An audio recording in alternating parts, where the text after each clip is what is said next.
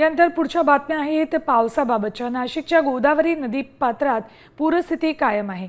दुतोंड्या मारुतीच्या कमरेपर्यंत पाणी आले। गंगापूर धरणातून मोठ्या प्रमाणात विसर्ग सुरू आहे। नदीकाठच्या नागरिकांना सतर्कतेचा इशारा देण्यात आलेला आहे। थेट जाऊयात या परिसरात आमचे प्रतिनिधी अभिजित सुनावणे आपल्या सोबत उपस्थित आहेत। अभिजित, जवळपास महिना होत आलेला आहे, गोदावरीची पूर परिस्थिती कमी होताना दिसत नाहीये।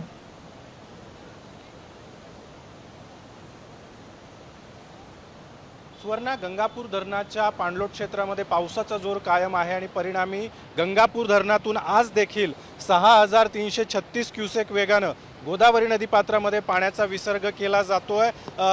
सध्या शहरामध्ये पावसाने काहीशी विश्रांती घेतलेली आणि त्यामुळे पाणी पातळी काहीशी कमी झालेली असली तरी देखील रामकुंड आणि गोदा घाटाच्या परिसराला गोदावरीच्या पुराच्या पाण्याचा वेढा कायम आहे।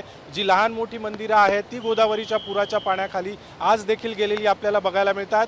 दुतोंड्या मारुतीच्या कमरेच्या थोडंसं खालीपर्यंत सध्या गोदावरीच्या पुराचं पाणी आपल्याला बघायला मिळेल। मात्र या परिसरामध्ये नदीच्या एका किनाऱ्यावरून दुसऱ्या किनाऱ्यावर ये जा करण्यासाठी जे छोटे पूल आहेत ते सलग 19व्या दिवशी आपल्याला पुराच्या पाण्याखाली पूर्णपणे गेलेले सध्या बघायला मिळतात। नाशिकला आज देखील पावसाचा येलो अलर्ट देण्यात आलेला आहे। त्यामुळे आज पावसाचा जोर पुन्हा वाढला तर धरणातून करण्यात येणारा पाण्याचा विसर्ग आणखी मोठ्या प्रमाणात वाढवला जाण्याची शक्यता आहे आणि नाशिकच्या पुढची जी गावं आहेत, चांदोरी असेल, सायखेडा नदीकाठावरची, त्या जवळपास 18 गावांना आज देखील पावसाचा अलर्ट जो आहे तो कायम ठेवण्यात आलेला आहे आणि प्रशासनाकडून सर्व प्रकारची खबरदारी देखील सध्या घेतली जाते। प्रशासनाकडून खबरदारी घेतली जाते, मात्र पावसामुळे जनजीवनही विस्कळीत झालेलं दिसतंय।